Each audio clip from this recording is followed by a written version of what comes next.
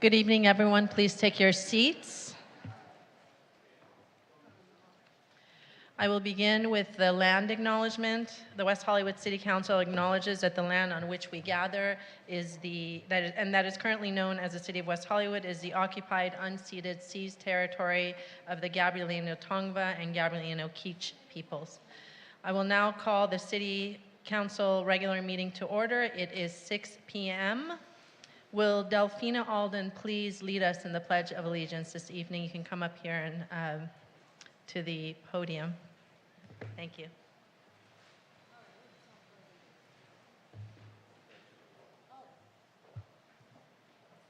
Yes.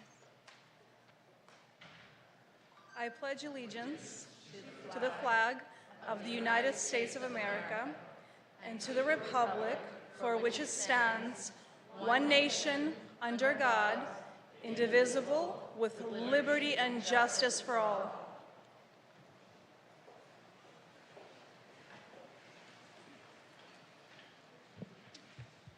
Madam City Clerk, may we have a roll call, please? Yes, Mayor, thank you. Councilmember Byers. Present. Councilmember Heilman. Here. Councilmember Meister. Here.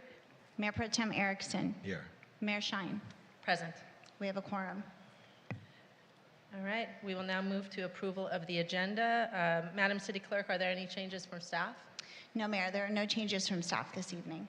Thank you. Do my colleagues have any proposed changes?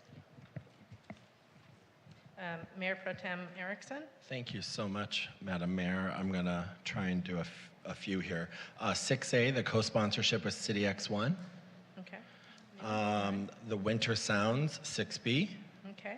6C, ACT UP LA's 30th anniversary event. Okay. Okay, may I keep going, Madam Mayor? You may keep Thank going. you. Co-sponsorship agreement for the Trans Vagina Diaries. Okay. I have questions about that. If Sure. we can leave it on. Thank you. Okay. Co-sponsorship of the Trans Latina Garris Fashion Show. And then I'll try for Unique Women's Coalition, their Trans Giving Dinner event. Okay. And then the Affordable Housing Tour for appointed officials. Okay. Okay. Yes. And I'd Councilmember like to Meister. pull from consent item 2I, the strategic plan, and put it on excluded consent.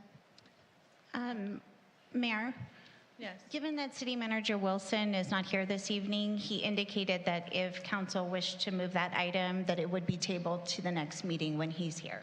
Okay. Okay? Okay. Thank So you. we'll go ahead and table 2I to the next meeting for the city manager to be here. And we are moving 6A, co-sponsorship of City X1 Youth Group's 2023 pre-Thanksgiving dinner and community events to the consent calendar. 6B, co-sponsorship of Winter Sounds to the consent calendar. 6C, co-sponsorship agreement for ACT UP LA's 30th anniversary event to consent. Co-sponsorship 6E, co-sponsorship of the 2023 Trans Latina Coalition Garas Fashion Show event to consent. 6F, co-sponsorship of the Unique Women's Coalition annual Transgiving dinner event to consent. And 6G, tour of affordable housing buildings for appointed officials.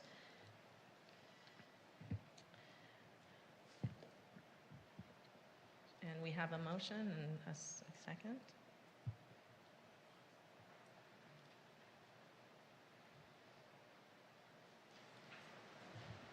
Motion passes 5-0. Very good. All right, we are going to move to adjournment motions, and I'm going to begin tonight's adjournment motion for Senator Dianne Feinstein. Dianne Emile Goldman was born on June 22, 1933 in San Francisco, California. She graduated from Stanford University in 1955. She was elected to the San Francisco Board of Supervisors in 1969 and would become the first woman to serve as president of the board. She was board president during the assassinations of fellow supervisor Harvey Milk and Mayor George Moscone in 1978, and is credited with steadying San Francisco in the wake of such heinous crimes.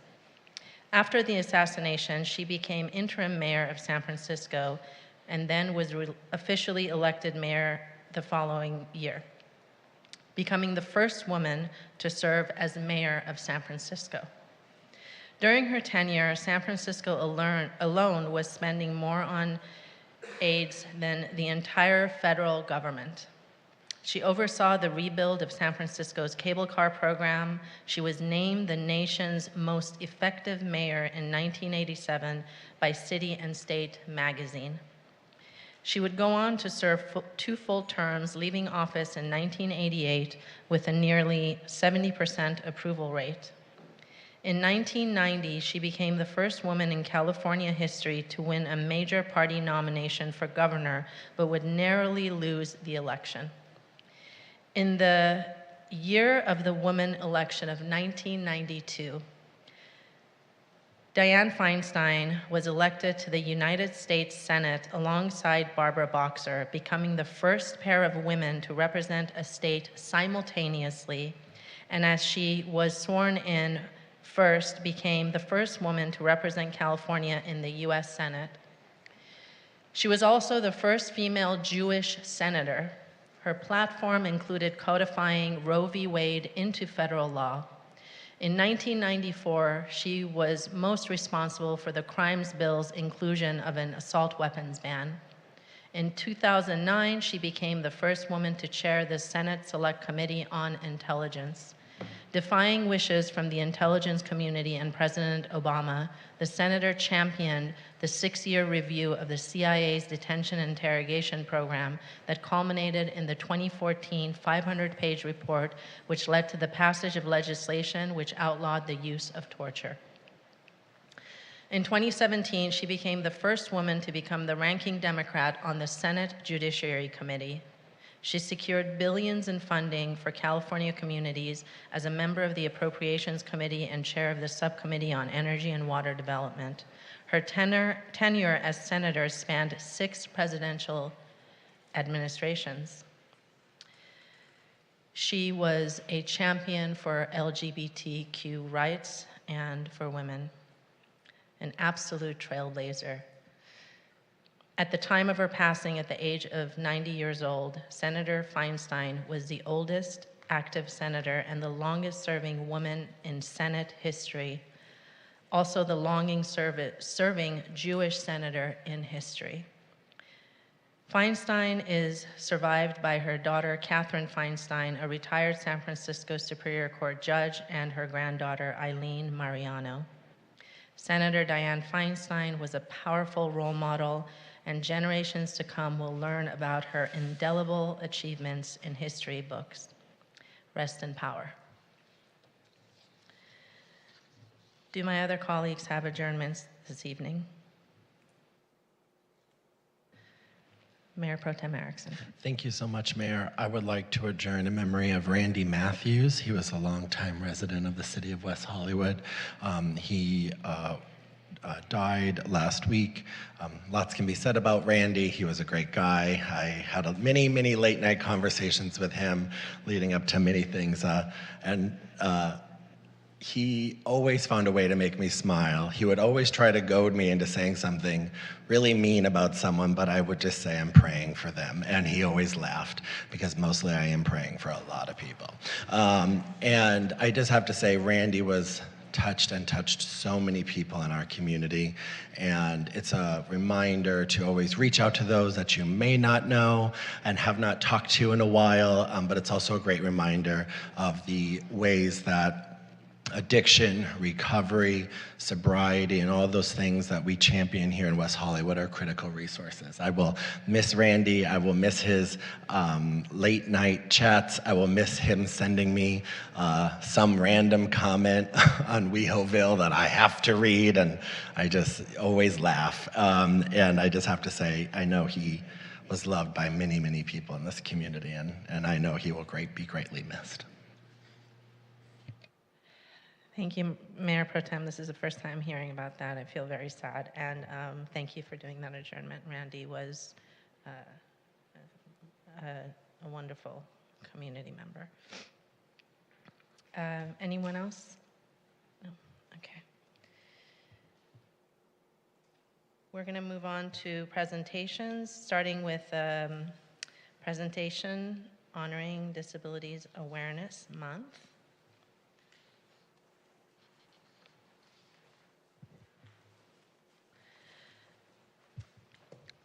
So it is National Disability Awareness Month, and whereas National Disability Awareness Month is observed annually in October to increase awareness about people living with disabilities and emphasize the importance of inclusive policies and practices. And in 1945, Congress dedicated the month of October to recognize and celebrate individuals with disabilities, both past and present. And the month continues to be observed as a way to pay tribute to all who fought for better laws, demanded better treatment, and overcame ignorance and indifference to make our communities better. The City of West Hollywood has a strong commitment to providing a range of services, resources, and programming for residents and visitors living with disabilities. On October 17, 2023, the Disabilities Advisory Board will partner with the City and Cedars-Sinai Medical Center to organize a health and wellness event at Plummer Park, which will provide free seasonal flu shots, blood pressure education and screening, emergency preparedness, and on October 18, 2023, the city will host the 25th Annual Disability Service Awards and broadcast the ceremony at the specially televised Disabilities Advisory Board meeting. The Disability Service Awards will extend recognition to this year's honorees for their continued dedication to equality and awareness for people with disabilities. Now, therefore, be it resolved that the City Council of the City of West Hollywood hereby recognizes the month of October as National Disabilities Awareness Month and urges citizens to join the celebration of awareness. At this time, I would like to invite representatives from the city's Disability Advisory Board to the dais for a photo and to accept the proclamation in recognition of Disabilities Awareness Month. Hello, Yola.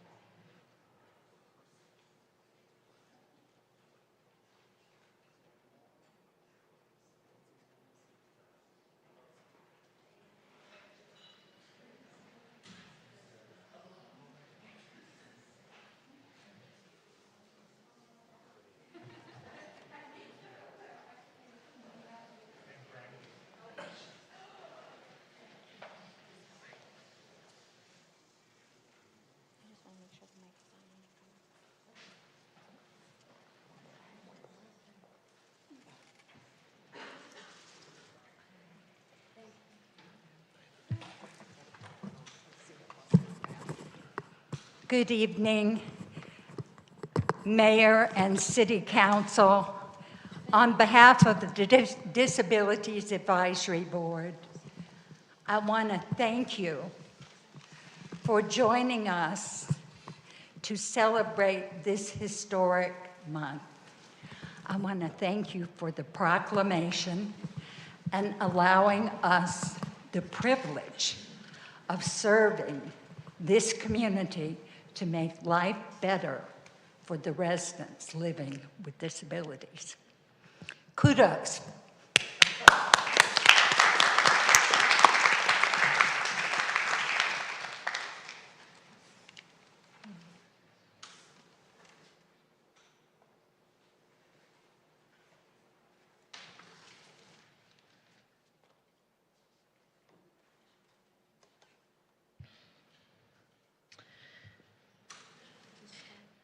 Thank you, and we truly are grateful for and appreciate our Disabilities Advisory Board. Oh, Louise, would you like to say a few words as well? Please, go ahead. Mayor and council members, I just wanted to thank you for recognizing the Disabilities Advisory Board and celebrating the month of disabilities awareness. As you know, probably more than 40% of the country has some kind of disability. And it doesn't matter what age group. Even though I'm in the senior age group, there are children with disabilities in this country that are unbelievable. And I think we need to support them all. I would like to see more emphasis on education for people with disabilities. I was fortunate to have parents that educated me and made me very independent. And I think that's key for no matter what the disability, including the neurodiverse community. Many of them have talents that are untapped. And I think it's all our job to make sure that everybody comes to the plate. Thank you.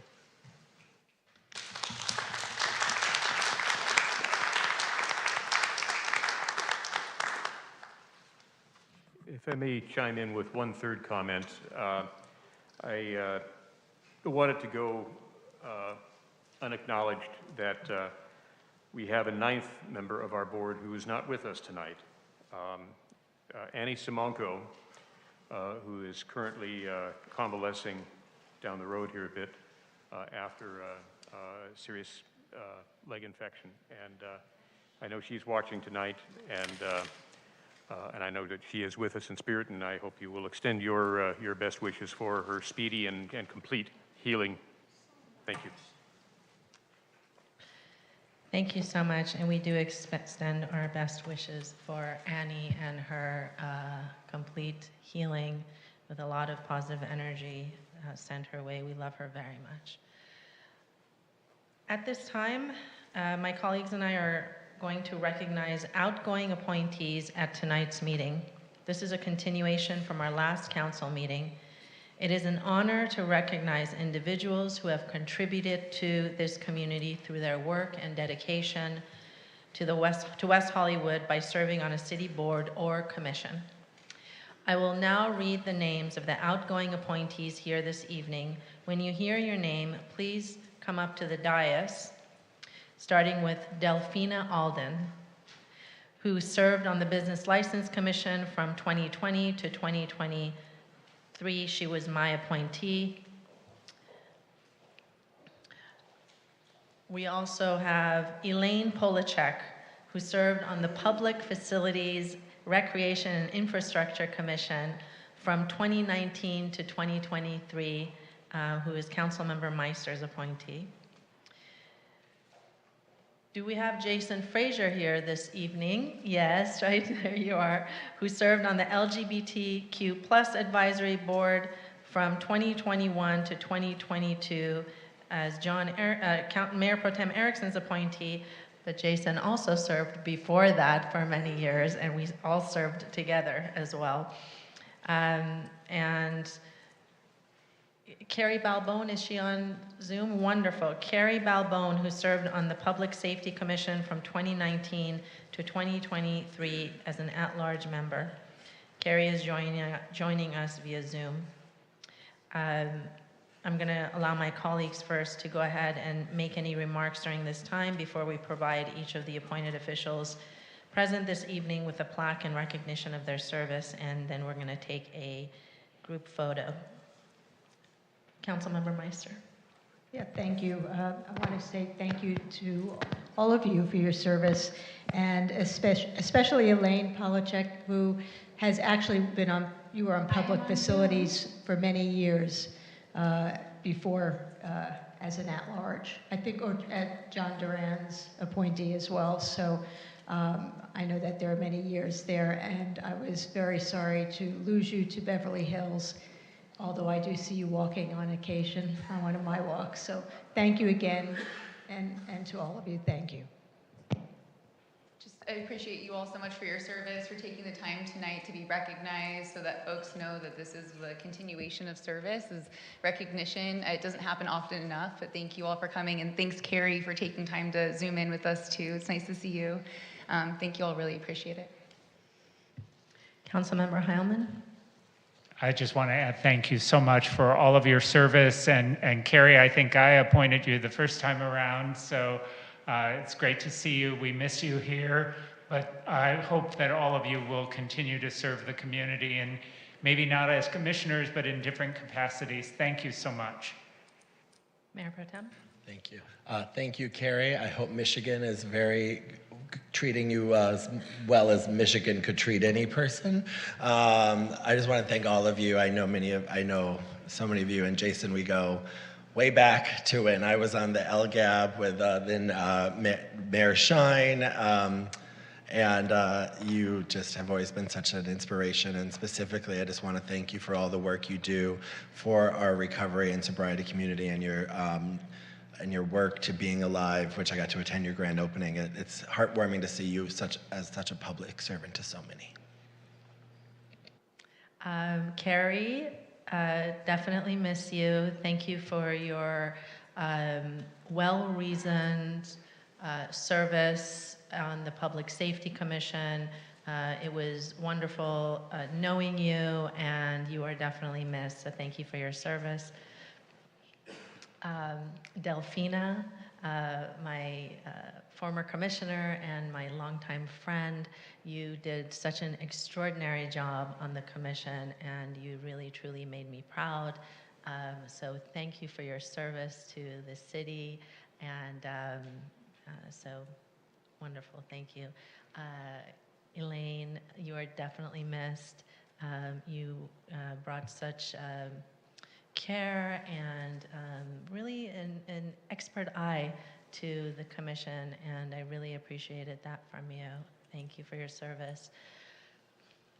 Jason, you've contributed so much to the city by serving on the LGBTQ+ advisory board, former LGAB. I believe you served twice as co-chair, and did an extraordinary job, and you've done so much for the community, and also with your work for the Gay Men's Chorus of Los Angeles, and you're also a friend, and all of you will be missed, and as Councilmember Heilman said, please continue to be part of our community, and anytime you want to be of service, our doors are open, so thank you. We're going to come take pictures with you now.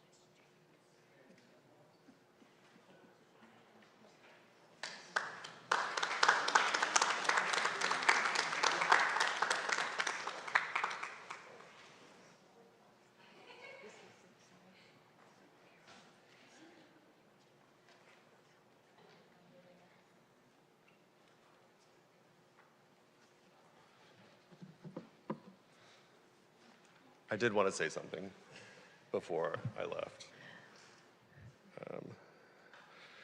Mayor Shine, Mayor Pro Tem Erickson, and distinguished members of the West Hollywood City Council. I stand before you today with profound gratitude in my heart. It is both an honor and a privilege to address this esteemed body and the community I hold dear. I am deeply touched by this recognition bestowed upon me for my service on the LGBTQ+ Advisory Board. As a queer resident of West Hollywood, I've witnessed the remarkable progress we've made together. Thanks to the inclusive and forward-thinking policies and initiatives championed by the City Council, West Hollywood has long been a haven for diversity, acceptance, and love. And it is in this vibrant community that I found the strength to serve. The LGBTQ+ Advisory Board has been a labor of love, a platform where voices are heard, ideas are shared, and change is ignited. Together, we work tirelessly to address the unique challenges and opportunities that face our LGBTQ+ community, from supporting our youth to advocating for healthcare access, housing, and equality.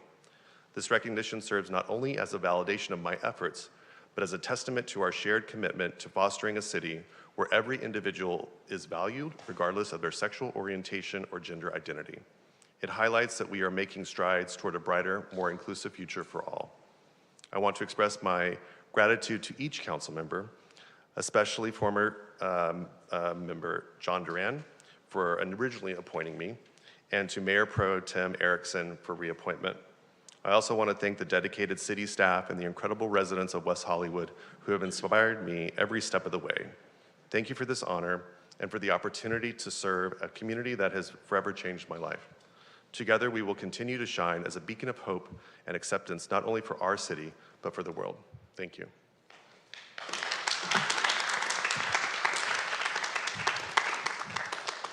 Mayor, did we want to see if Carrie wanted to provide a comment since she can't be here? Sure. Carrie, did you want to unmute and say a few words? I don't know if she can hear me. Unmute her.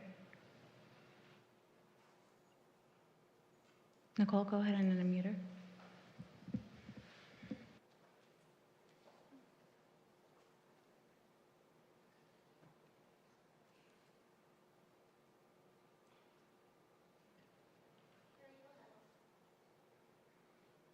Carrie, can you hear us?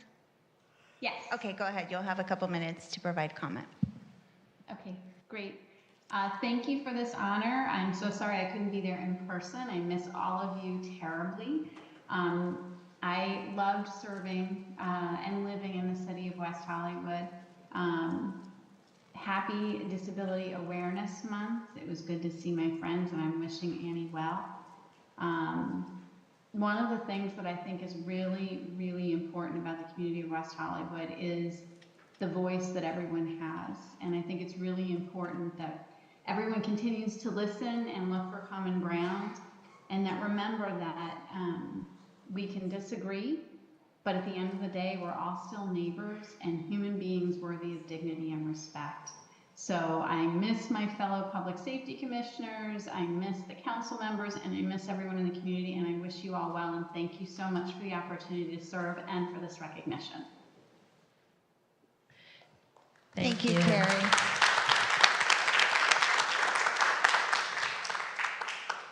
Delphina Alden would like to make a comment as well, so please, Delphina, go ahead.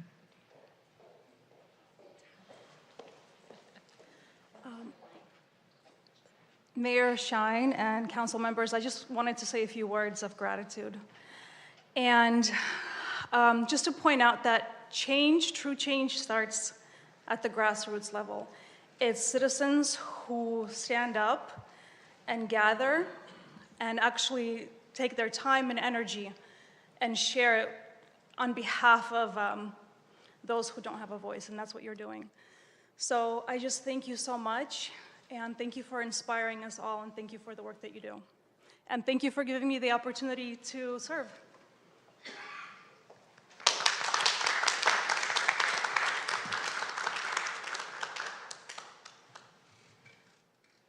Okay.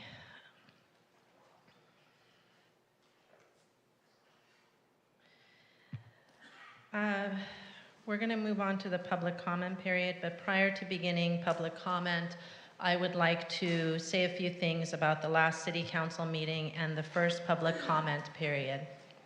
As indicated on our agendas, the first public comment period is typically limited to 20 minutes. We are required by law to hear all comments on the consent calendar items prior to approval of the consent calendar. After that, I do my best to manage how much general public comment we can take before we need to move to the other matters of business on the agenda. Last meeting, the city clerk notified me at the 20-minute mark and shared the number of speakers left who signed up to speak. I indicated that we could proceed with taking public comment. After several more speakers, I felt we needed to get the business items on the agenda and indicated that the next speaker would be the final speaker for the first public comment period. I recognize that this caused confusion because I didn't explain my reasoning, especially for those who signed up to speak and were expecting to speak during the first public comment period.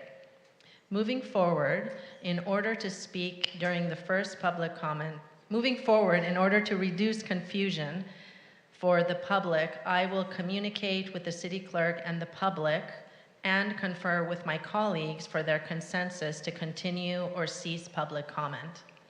I think this will help manage expectations and ensure that there is consensus among my colleagues as to when the City Council should conclude public comments and attend to matters of business on our agenda.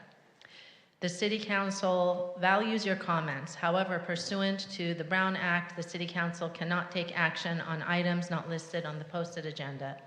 The public comment period is limited to 20 minutes with 2 minutes allotted for each speaker.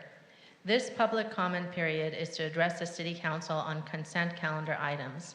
Other agenda items, if the member of the public cannot be present at the time the item is considered, or items of general interest within the jurisdiction of the City Council. Another period is also reserved for general comment later in the meeting for those that could not be heard at this time. If you go over your 2 minutes and do not respond to the city clerk's notification that your time has expired, your microphone will be muted. Instructions on how to participate in city council meetings can be found on the city council agenda as well as www.weho.org /council agendas, and only individuals who register to speak via Zoom with the city clerk will be heard. Lastly, I want to inform the community that there has been an increase in attacks at many cities around the state whereby public commenters have been calling into public comment lines at city council meetings and forcing communities to hear vile and hateful, racist and anti-Semitic public comment messages. I anticipate such comments may come through tonight or in the next few council meetings based on the number of cities that have experienced these attacks. I want to tell the public and the staff that while we may sometimes seem divided on some political issues, West Hollywood is united against hate.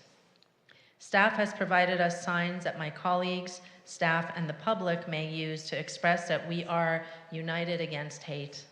If you hear a comment that is hateful, you may hold up your sign, or you may leave the room, or turn down your volume at home. You are not required to endure speech that offends decency and our core values. Please let the signs show that we are united for love and against hate, and this type of speech does not reflect our values. While these disruptors may be taking advantage of the opportunity to speak to our community because we currently provide for telephonic comments, they will not break our spirit. We are united together for love and against hate. City Clerk, how many public commenters do we have this evening? Give me 1 sec.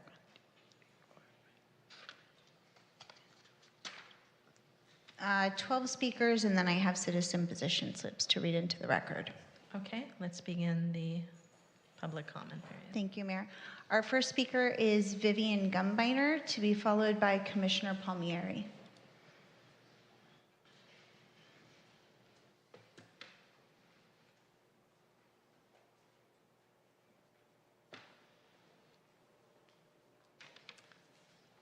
My name is Vivian Gumbiner, and I am representing the building located at 7900 to 7904 Santa Monica Boulevard, a building that has been recommended for historic designation. My family has owned the building for 60 years, and we are opposed to this designation. The building is not for sale, nor do we have any plans for exterior remodeling in this almost 100-year-old building that is showing its age. It is unclear how the city benefits from making this building, which has been described by historic preservationists as unremarkable, historic. As former city councilperson Lindsay Horvath said, designating private property that is neither up for sale or in the process of remodeling or modifications is getting into uncharted territory. Nothing on the exterior of this building will be changed if this passes, just as we have no plans for any changes now. So the building selection is a bit perplexing. The building was not built with the intention of perpetuity, and like us, no matter how hard we try, it won't last forever. My family has been proud to foster business in this city for decades, and we pride ourselves in encouraging businesses to succeed. So it is also perplexing that the project that the city staff spent countless hours working on is for a building that the city deems special and historic. But nobody in the city seems to care that unhoused residents of West Hollywood are urinating on the walls of the building daily. This issue has been brought to the attention of City Hall politicians many times, including photos of a person pants down, defecating. And what has the city done to resolve this problem affecting a gem of the city? Nothing. When showing a unit to a prospective tenant last week, our real estate agent encountered a person with his pants halfway down who was sleeping in front of the entrance. So if the building is so special and unique, why doesn't it get the respect of the city? It's beneficial for businesses to be successful in the West Hollywood, and that's how the city gets tax revenue and grows. But it's very frustrating for a shopkeeper to have to hose down the urine in front of his building every day. So as you vote and designate this building historic, how about showing historic people some respect and address issues of practical solutions that are worthy of such esteemed edifice? And obviously, the unhoused need help. Thank you. Thank you. Our next speaker is Commissioner Palmieri, to be followed by Mikey Friedman. Good evening, Mayor, Mayor Pro Tem, and council members. My name is Jimmy Palmieri, and I'm here representing the Human Services Commission. Starting this month, the Human Services Commissioner will attend the City County Council meetings to share with the community information about vital social services provided by the city's nonprofit agencies. Thank you to the City Council for the agenda item this month that considers proclaiming October as Domestic Violence and Intimate Partner Violence Awareness Month. Domestic violence and intimate partner violence impacts people of all ages, genders, races, sexual orientations, cultures, and religions. It occurs in same and opposite sex relationships and can involve different forms of abuse, including physical, sexual, verbal, economic, and emotional abuse, and intimidation, controlling behaviors, isolating behaviors, and stalking. Although we often hear about domestic violence and intimate partner violence among heterosexual couples, 26% of gay men, 37% of bisexual men, 44% of lesbians, and 61% of bisexual women experience domestic violence and/or intimate partner violence in their lifetime. A U.S. survey has found that more than 54% of transgender and non-binary respondents have experienced intimate partner violence in their lifetime.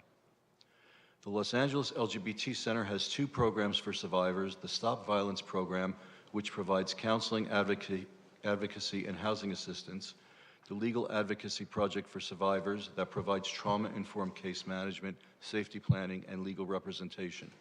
In addition, Jewish Family Services HOPE program provides 24/7 multilingual crisis hotline, emergency shelter, counseling, court accompaniment, and case management services. If you or a loved one are experiencing any form of domestic or intimate partner violence, please visit www.weho.org/human services or call the city's Human Service Division at 323-848-6510 to be connected with services. Again, please contact the city's Human Services Division at 323-848-6510. And Annie, if you're watching, you have my heart, and I hope you're feeling better. Thank you, Jimmy. Mikey Friedman, to be followed by Patrick Blood.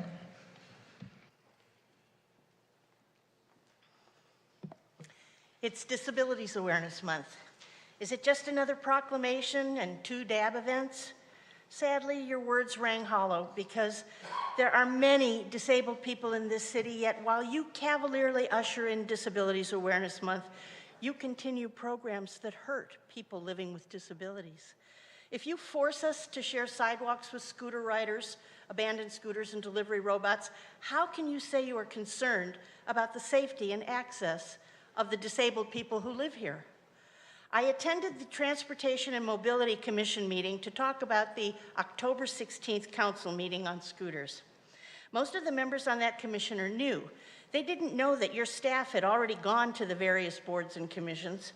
So after listening to the report and to several public speakers, not being happy with what they heard, they made a motion asking that you don't make that program permanent on October 16th without getting a lot more input.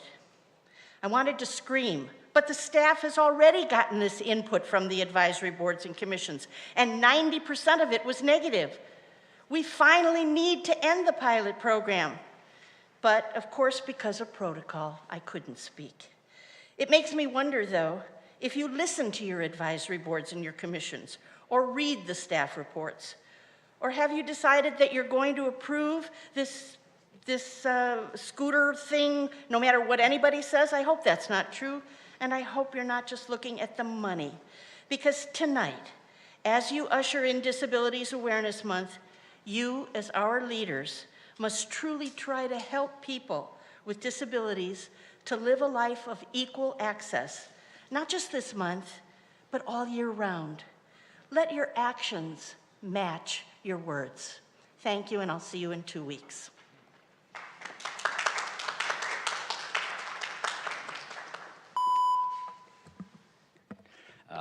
Good evening, Council. Patrick Blood, resident of West Hollywood. I appreciate the city's recognition of October as Disabilities Awareness Month, and I'm looking forward to all the great programming that the city and the Disabilities Advisory Board will plan. Because disability rights are civil rights. That's something we all know, yet sadly are not being treated as such in the city. We not only can do better, but we must do better, because compliance with the Americans with Disabilities Act is not optional. You can each honor Disabilities Awareness Month by committing to support the disabled community in your decision-making process. And in 2 weeks' time, 2 days before the Disabilities Advisory Board's Service Awards, nonetheless, your commitment will be on display because you will be voting on the future of the Dockless Mobility Program. And yes, there are a lot of issues in our city that we have to tackle. We know that. And a lot of them are hard to tackle. We don't know where to start. This issue, we know how to solve. Ban the e-scooter rental system through the Dockless Mobility Program. And let's be clear what we're talking about. We're talking about a privilege of riding an e-scooter versus violating people's civil rights under federal and state law. So as you make your decisions in 2 weeks, I want you to think about the disabled community. And if you are allies and are going to stand behind what you are hearing time and time again, I've been here many times pleading, as other members of the public have. And Mayor Shine, your email from a few days ago hit it nail on the head, and I know I'm running out of time. You said, I go to work every day fighting to make sure everyone has the same opportunities to thrive, regardless of, and then a bunch of protected classes of people, including folks with disabilities. And you said, we need leaders who are willing to fight for the rights of all people, especially people who have been long ignored and marginalized. And the disabled community has been long ignored and marginalized. So please stand by that commitment. And thank you for being allies to the disabled community, and I hope your actions show it. Thank you. Thank you, Patrick. David Nash, to be followed by Victor Omolchenko.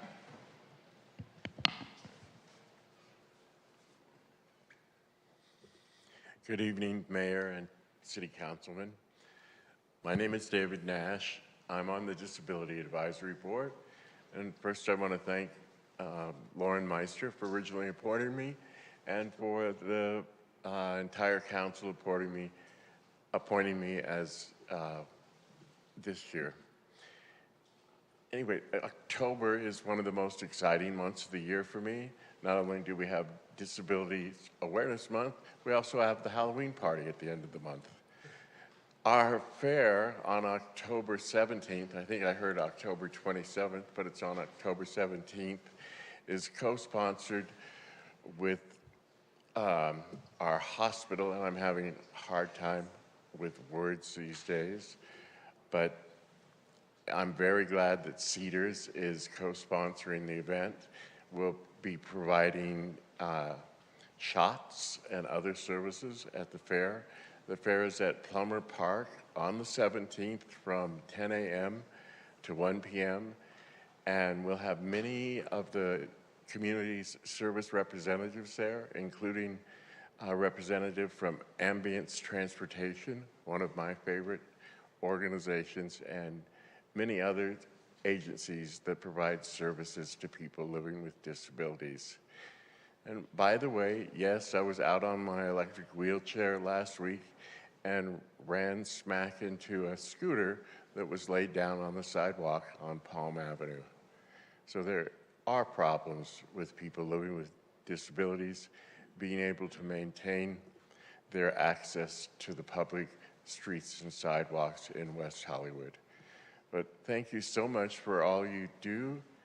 I can't even see John Heilman's hair from here, but I know you're all here to help us. Thank you. Thank you, David. Our next speaker is Viktor Omolchenko, to be followed by Gunter Kunke.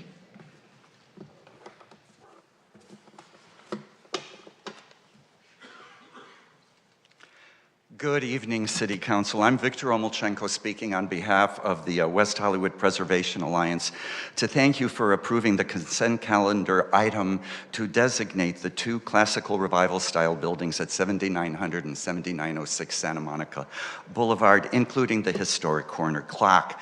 We thank the city staff and the preservation consultant for their research and analysis, and we'd like to do a shout out to the 6 historic preservation commissioners who voted unanimously to recommend these designations to you in alphabetical order. Thank you, Yawar Charlie, Lola Davidson, Matt Dubin, Michael King, Gail Ostergren, and Jacob Sotsky.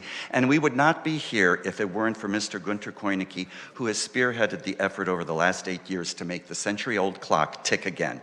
It's through his efforts that we are at this stage today. And with this designation, there is greater possibility of financial help with building restoration and repairs, not only through the locally focused Mills Act, but also through existing federal aid and newly established state preservation support. We're sure that the city and the community will now be better positioned with the Gumbener family owners to revitalize the buildings as well as to restore the clock. And we are the creative city. We restored and preserved the Sunset Strip's iconic Bullwinkle and Rocky sculpture, and we can do the same on our main street in the Center City neighborhood on Santa Monica Boulevard with its historic corner Hardy building, the adjoining Campbell building, and the century-old O.B. McClintock Company clock. So I want to thank you for your support of historic preservation. It is an item that has been in our Vision 2020 plan. And I just, it says we want to continue supporting cultural heritage and cultural affairs and historic preservation. And I hope that that same kind of item will appear in the next Vision plan. Thank you so much. Thank you, Victor. Our next speaker is Gunter, to be followed by 7 Graham.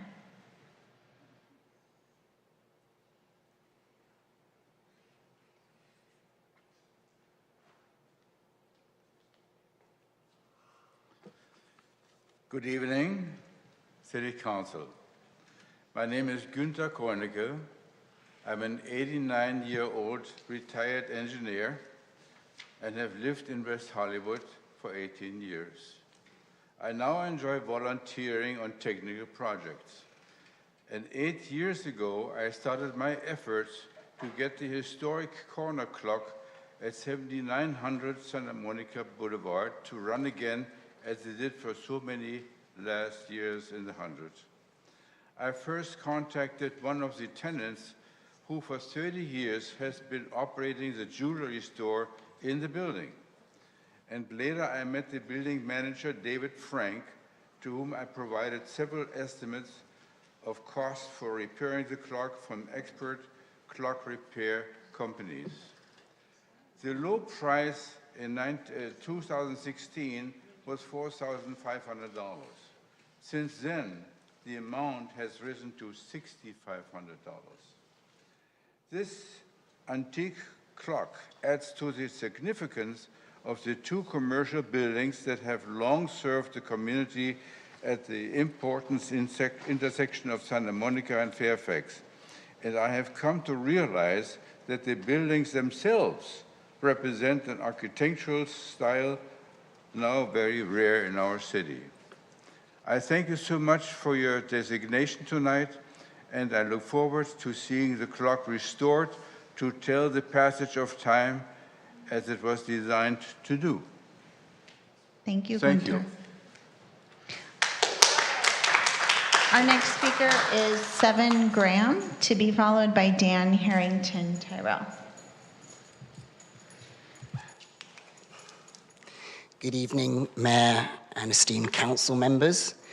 I'm here tonight to thank Mayor Pro Tempore John Erickson for proposing to end in recognition of Intersex Awareness Month.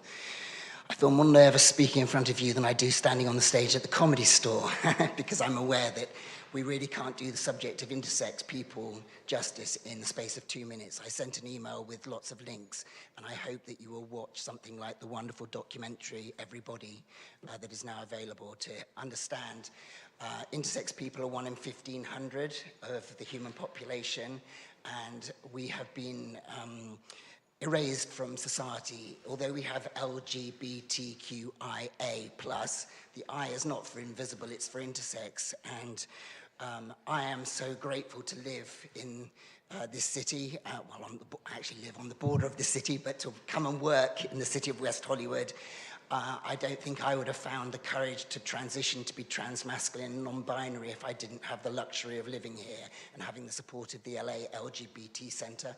I was raised as female. They cut out my testes when I was 8 years old to fit me into the binary box of female. They told my parents I had cancerous ovaries. Many intersex people have unnecessary cosmetic surgeries on their genitals to normalize them in male or female. The United Nations has called this torture. This surgery was started by the Nazis in their death camps, and it is still going on routinely around America today, which is why it's so important that we all educate ourselves that intersex people are just natural variations of humanity. You talked, you paid honor to the Native Americans who own this land. Well, Native Americans call us two-spirits because in their wisdom they understood that some people are two-spirited, that we do exist beyond the binary of sex.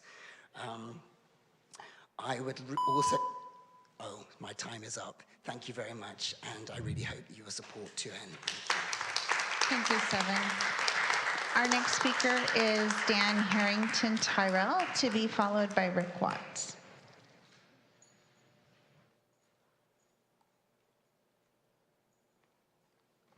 Hello, City Council. I'm here tonight to speak on item 6G, but also how I feel it's connected to item 5A from the previous City Council meeting.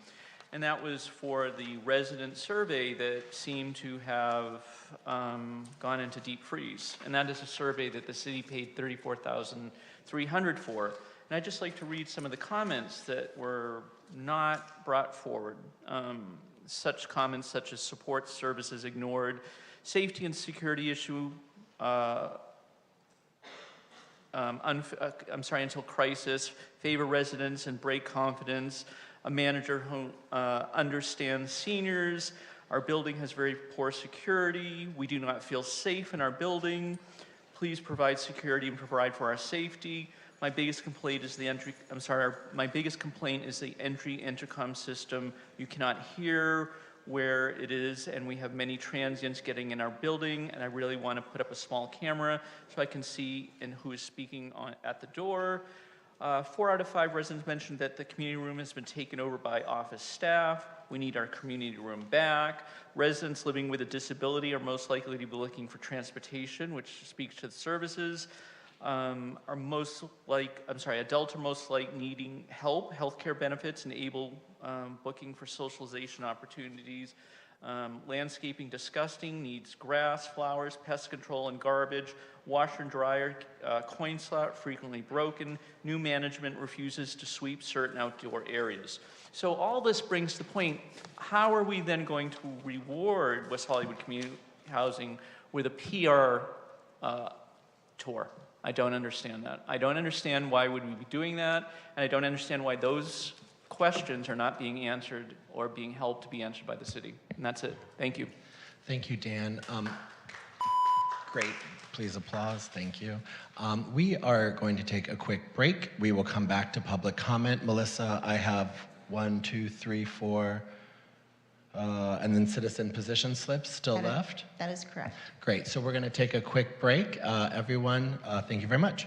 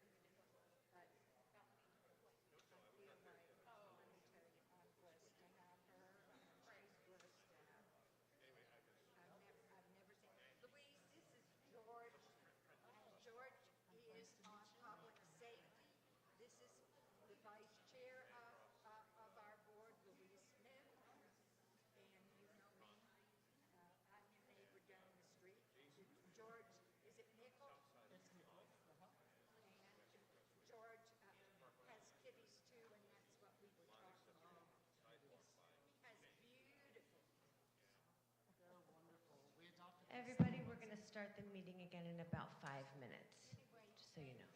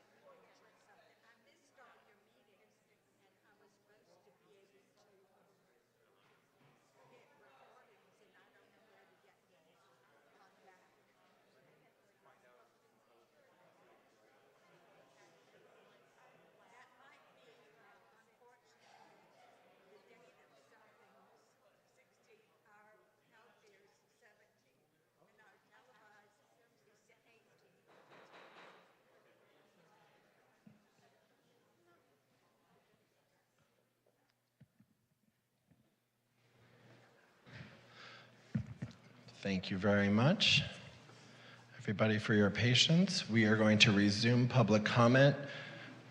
I believe next up is Rick Watts.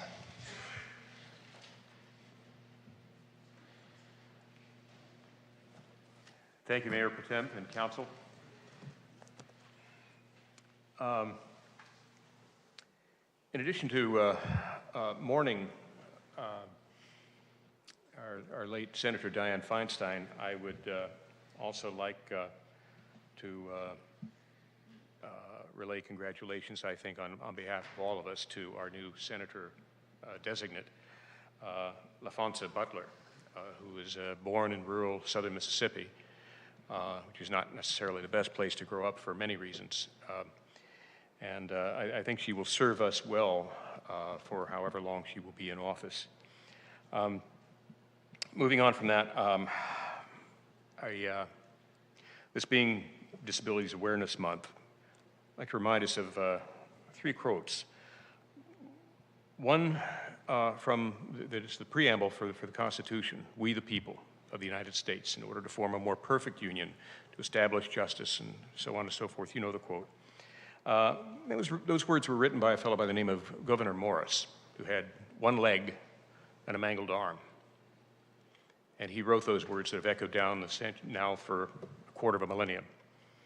Another set of words: "The only thing we have to fear is fear itself," written by a man in a wheelchair who lifted this country from its knees during the Great Depression and got us through World War II and victory over fascism.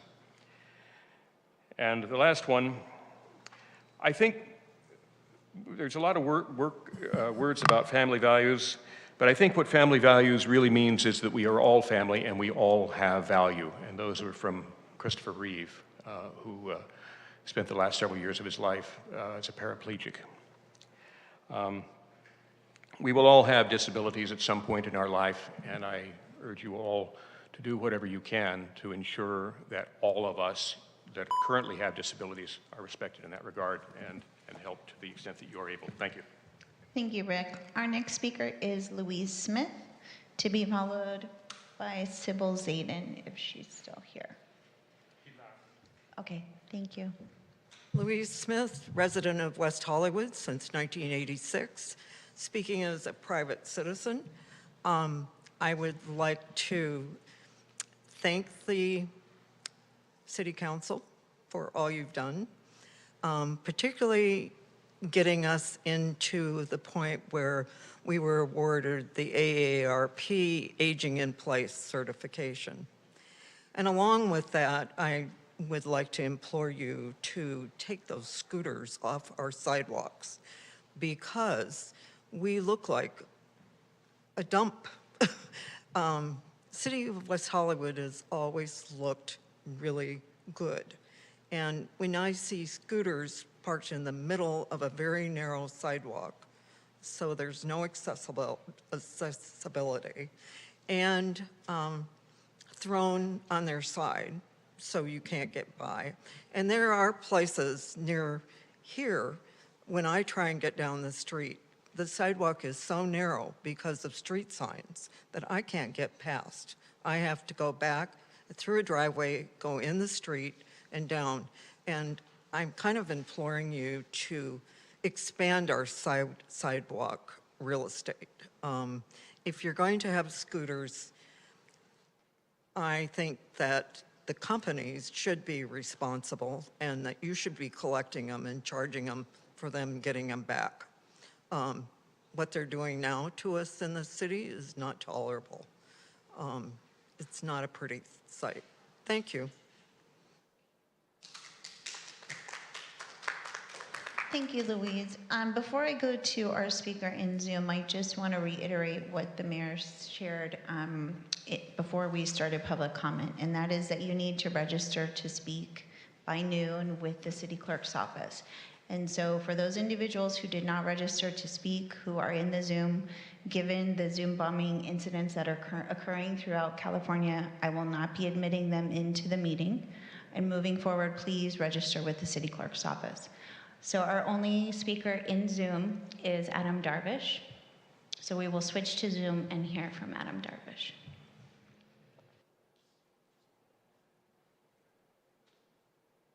Can you hear me?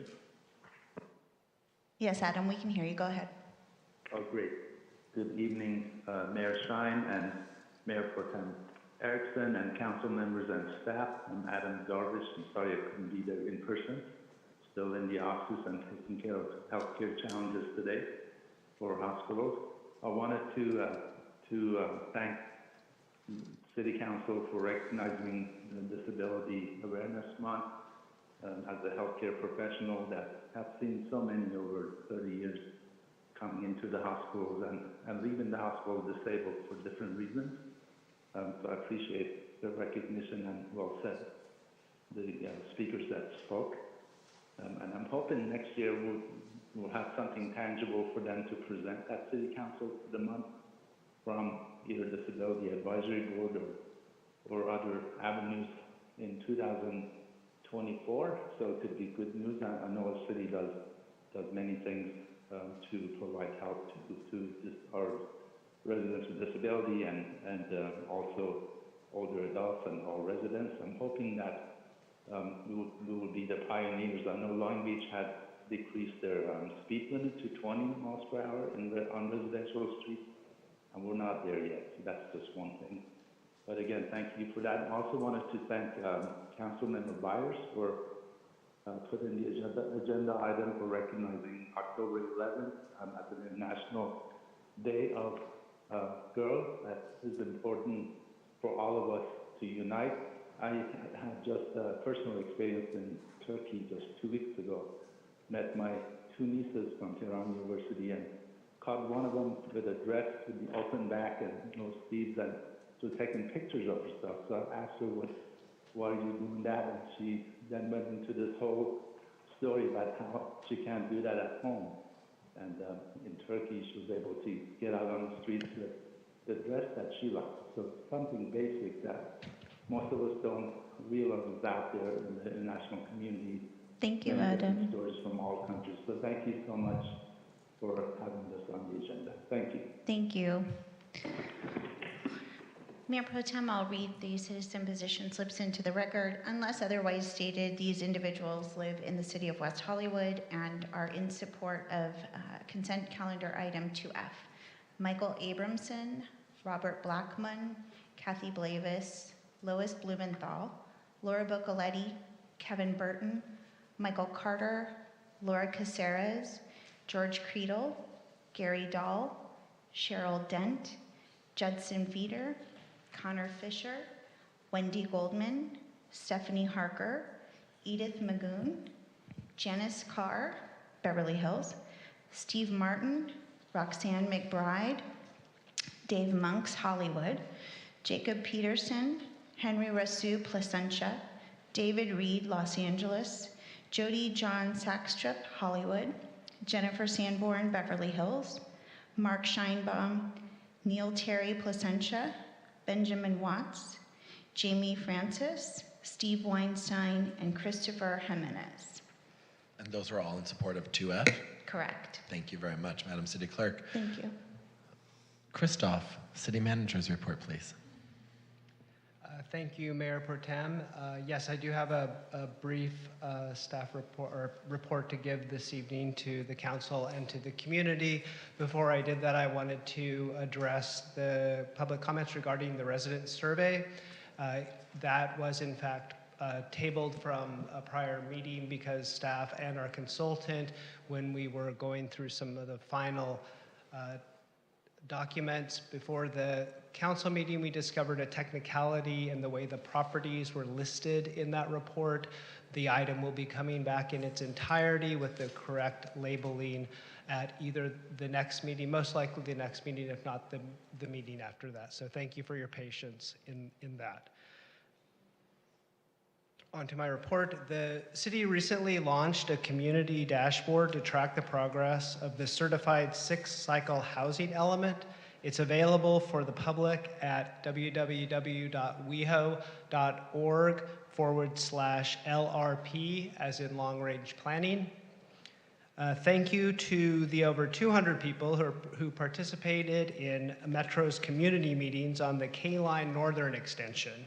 Meeting materials, a sample email to Metro, and a sign-up form for email updates are available at www.weho.org/Metro. The city will begin sending notices to comply to property owners identified as non-ductile concrete and pre-Northridge steel moment frame buildings. The City Council will be receiving a complete update on the seismic program at the next council meeting. Finally, I'm pleased to announce that the City of West Hollywood won 3 Institute for Local Government's Beacon Spotlight Awards for Sustainability. The city was recognized and received the Platinum Level Awards for 28% agency energy savings, 31% community greenhouse gas reductions, and 24% agency greenhouse gas reductions. And Mayor Pro Tem, that concludes my report. Thank you so much. Any questions for the interim city manager at the moment? No? Great.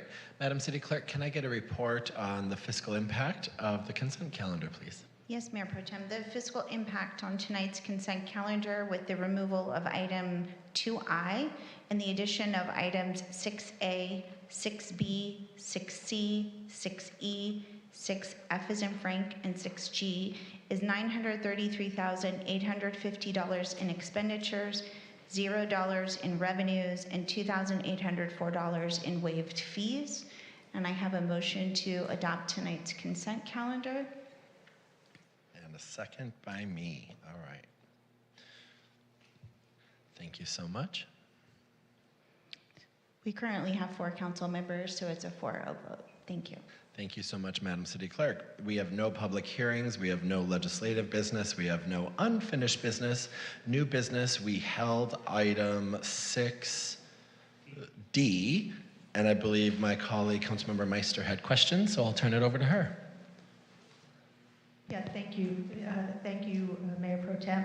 Yeah, my concerns are related to how much we're spending on this item, as well as how the money is being spent. And the concern is specifically about the fact, because I did ask staff, you know, what the breakdown would be, and that the participants are actually getting paid for this event. And I was just concerned because I know in the past, maybe not last year, but previously, and when we did the other monologues, that it was a community event and people didn't get paid for it. They participated because they wanted to participate. And it seems to me that, you know, we do a lot of events where we try to keep things to, say, up to $5,000. And that way we can do, you know, variety of things, and we all have different things that we are interested in, and but I just had a concern about the seeing that more and more events are going towards the 10,000 mark, and then on this particular event, just that we're paying participants. Absolutely. Do my colleagues have any other questions or comments on this item before I respond? Yeah, I guess I would want to know, why are we paying participants when we haven't with respect to other events, the vagina monologues in particular? And I worry that we would be setting a dangerous precedent that now everyone will want to be paid if we do it on this occasion. So yeah, I'd like to hear what the reasoning is for that. So we did pay people last year. And this number amount was, is Rebecca still here? Nope. I believe it was 10,000 still last year, and we did pay people, all the performers. They are actually getting more time donated and otherwise, so they're paying the actors, and the actors are mostly gender nonconforming trans members of who take off work to film and create this project in that way. So it's more of a creative credit for them in the different ways that the Vagina Monologues with Hollywood Now was more community-based, focused with members of the community in that way. So I would just ask the city attorney if this is, I mean, I just don't know if this is something that we have in our, you know, policies that's okay. But the other thing that I would mention is just maybe this type of event then, if people are going to be paid and it's more of a production, should really go through our Arts and Cultural Affairs Commission, you know, for grants, and if this is something that they want to have as a professional production.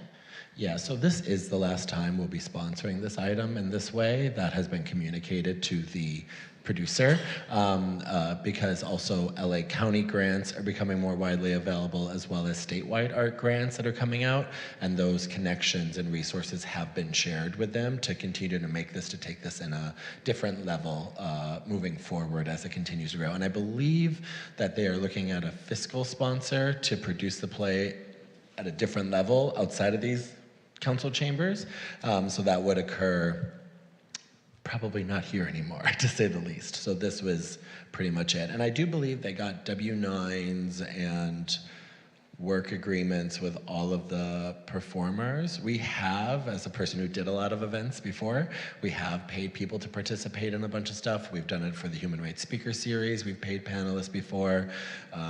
If you gave me a list of community events that we have, we've paid people a small amount, right? And so I don't know, I understand the precedent conversation, but this is the last time we'll be doing it this way, and the communication's been handled that way, because I do share those concerns at the same time. Yeah, I can read from the co-sponsorship policy it says a co-sponsored event or program is a program or event in which the city council formally acts to support the event or program. For co-sponsored events, the event producer, not the city, is responsible for programming, advertising, and producing the event, including all associated costs, but not limited to facilities, equipment, parking, and permits. However, the city council, as part of their formal action, may elect to waive or pay some direct or in-kind costs. So it could be part of a formal council action. However, later in the policy, there's very strict requirements for reporting to the city how the money is used for events that are less than $5,000 or more than $5,000.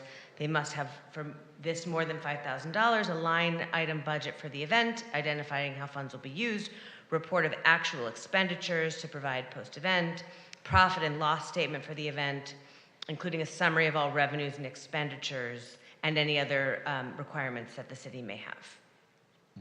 And it was 10K last year. Yvonne just confirmed for me. Yeah, yeah. No, and I asked her and I saw it. So I know that it's being done. That's not my intention. My intention is to just say that maybe if that's the direction that they're going, then maybe there's a different venue like Arts and Cultural Affairs or wherever else. No, absolutely. And I think a whole conversation about sponsorships in terms of arts, as we got public comment at the last meeting around film production, is something we need to take up as a council as well moving forward. So do my colleagues have any other comments or questions? I think you explained things. I'm still a little bit uncomfortable, but I'm prepared to support this with the understanding that this is the last year that we'll be sponsoring it. Yep.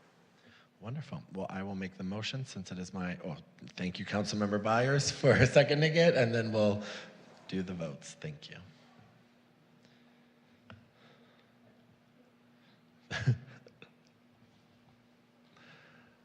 And just for clarity to the public, it is 4 council members now voting. Thank you. Thank you so much, Madam City Clerk. That concludes new business, and then excluded consent, we had one item, correct? No, we held it. We held that to the next meeting. Thank you so much. All right, so now we are going to go to our last public comment period. This time is set aside for the public to address the council on any items of interest within the subject matter jurisdiction of the council that cannot be heard under the first item at the beginning of the meeting. Madam City Clerk, do we have anyone for the second public comment period? We have one individual, and if I mispronounce your name, I apologize. Ramesses #Sutton Penry.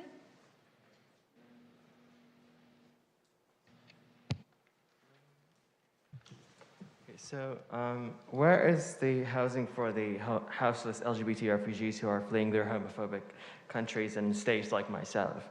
I've been waiting indefinitely for 6 years on the state of California for housing assistance to no avail. I email and I call the city of West Hollywood, but I get ghosted.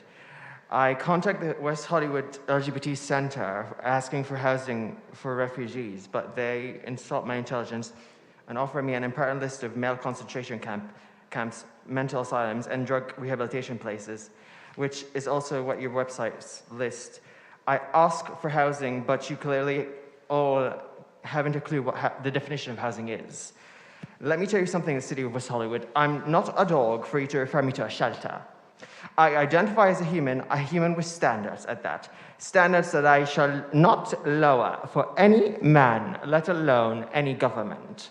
Because the irony manifest is this: not one of you would dare to spend a day in a homeless shelter, yet that is exactly what you're offering to the most vulnerable people of society. It's uncivilized and unsophisticated to concentrate people with a myriad of problems and expect them to get any better. I mean, instead of divide and conquer, you say, consolidate and forget about it, darling. It's the most dubious proposition I've ever heard, and that's what you want. I'm not here willingly. I'm not some mediocre actor trying to make it in Hollywood. I'm here because there's nowhere else to go. I'm exiled from my country. This rainbow flag I can't wave in my country. I'll go to jail for 17 years. So please tell me what to do. There is no safe place for a homosexual. There's only levels of homomesia one must contend with. And this is how you treat the most vulnerable people of the LGBT community. So I don't want to hear anyone complain about the homeless or the houseless, because uncivilized society cannot expect civility. Thank you. Thank you. Mayor Pro Tem, that was our only speaker. Thank you so much. And if a member of our community administrative team could go speak to the individual to let them know about the services the city offers. I see they're leaving, but just to make sure that they're outreach to, that would be great. Thank you so much, Madam City Clerk. That concludes the second public comment period. We're going to go to council member comments and meeting attendance reports, and I'm going to start to my left with John Howman. Thank you. I attended a variety of community events. I did want to comment on Ms. Gumbiner's comments about the homeless at her building. She's absolutely right. It is a problem at that building. And I think we need to have a conversation about what our approach is with respect to individuals who are homeless, sleeping in alleys and sleeping in doorways. Our approach has been very compassionate. We do have outreach workers, but we also don't seem to have any consequences for that behavior. And unfortunately, if there are no consequences, the behavior will continue. So we need to have a conversation about what additional steps we can take when people are not willing to accept the services that are available. And so I hope that we will be able to agendize that. It's obviously an ongoing issue.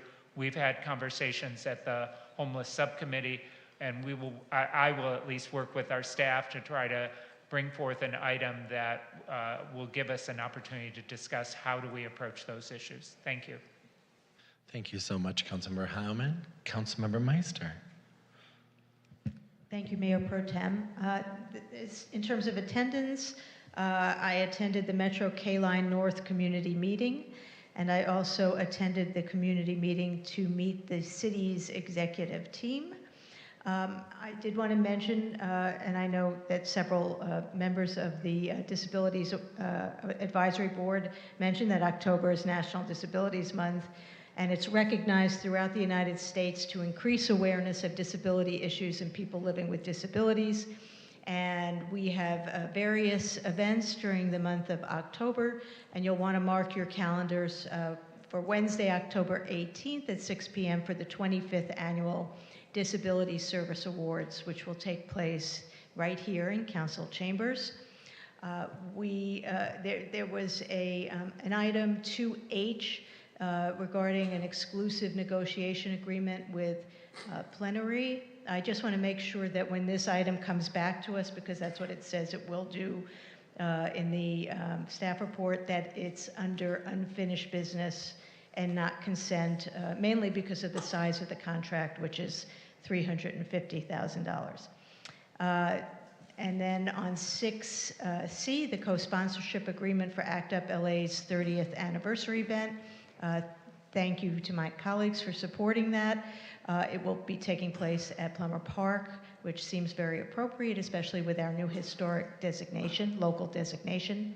ACT UP LA is celebrating its 30 years of revived activism this year and organizing this event on December 2nd, 2023 at Plummer Park's Great Hall Long Hall to mark this milestone.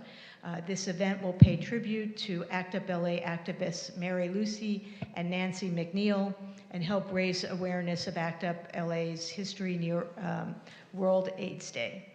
This event will recognize ACT UP for 3 decades of brave and deeply influential HIV/AIDS activism originating from the city of West Hollywood.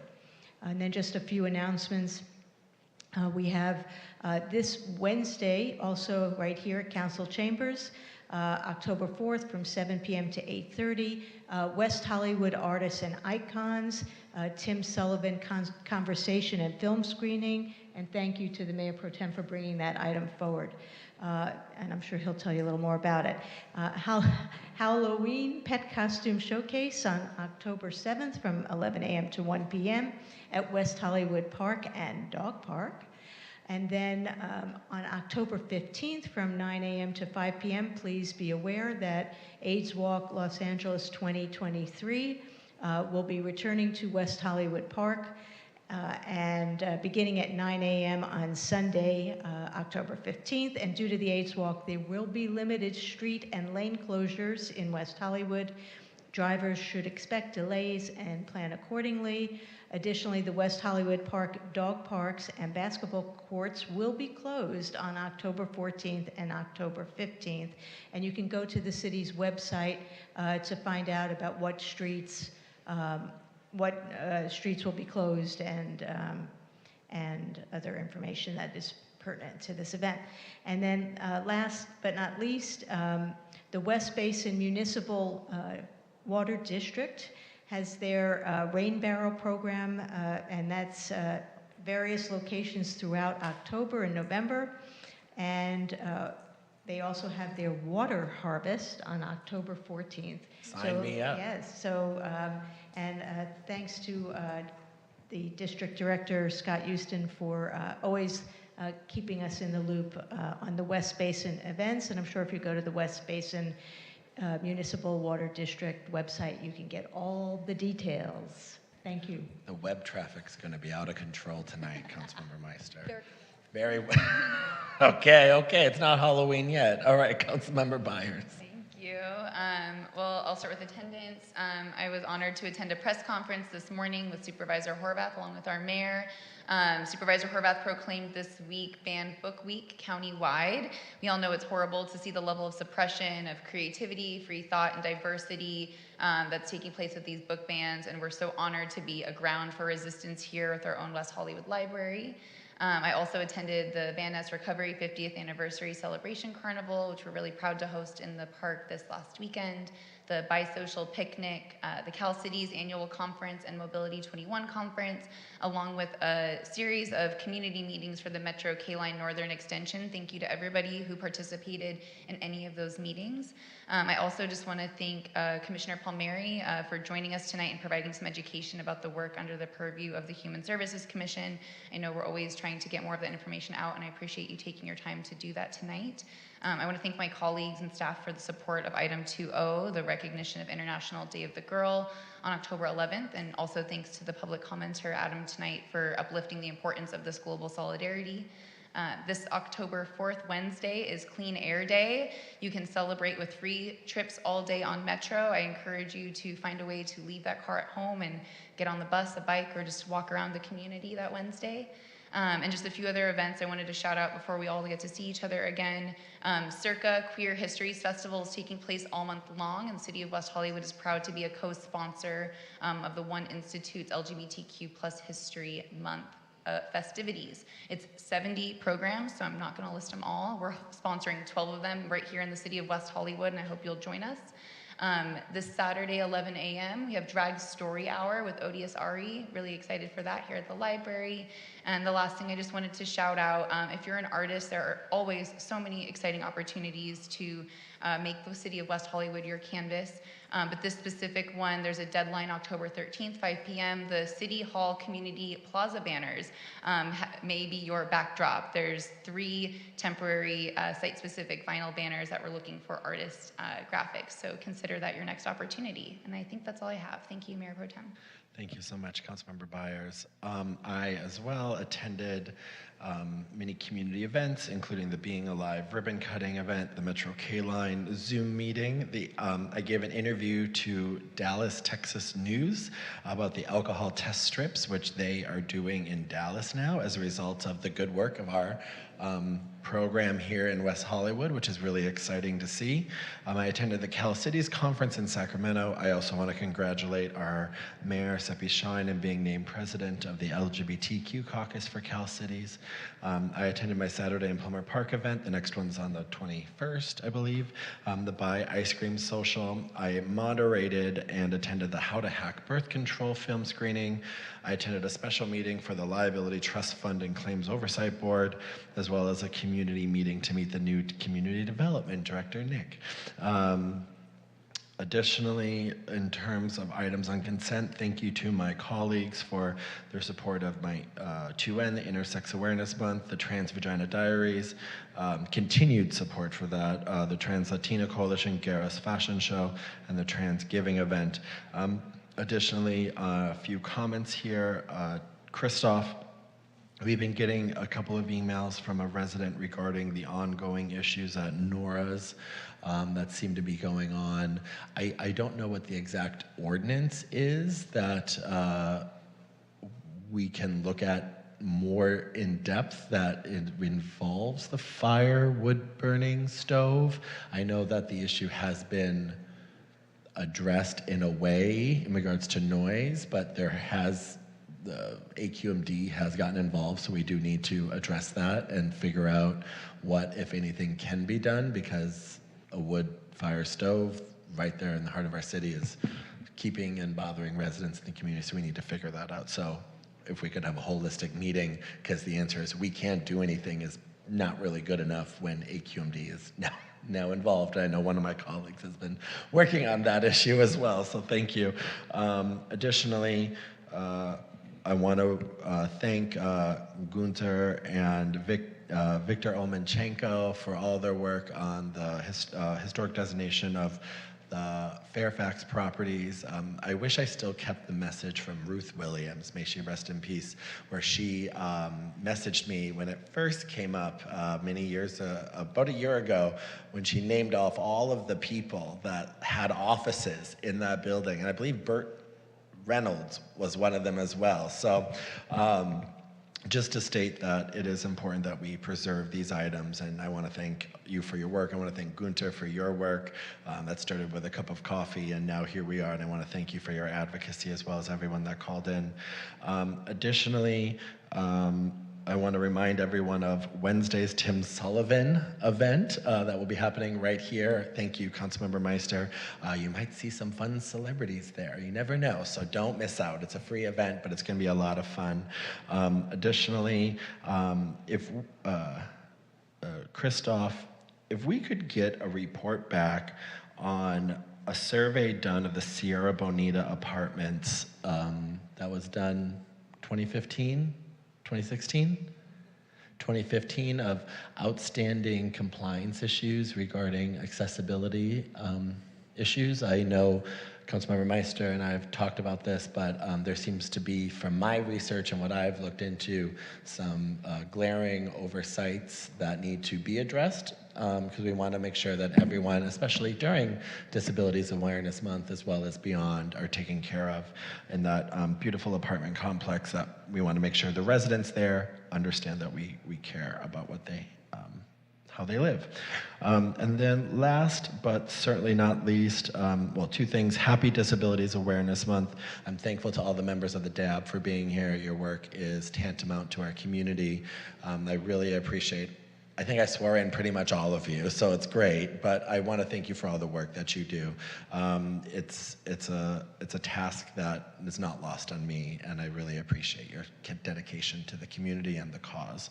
And then last but not least, I just wanted to center the argument on a lot of stuff of what we've been having. I recently was in my hometown of Ripon, Wisconsin, 7,689 people now, and I spoke to the local Gay Straight Student Alliance, which fought to be formed, and the issues range from having a place like West Hollywood to look up to imagining a better world, and I'm glad that we can all imagine a better world together. And with that, we will adjourn to a special closed session meeting on Monday, October 9th, 2023 at 6 p.m. at City Hall's first floor community meeting room. Thanks, everyone.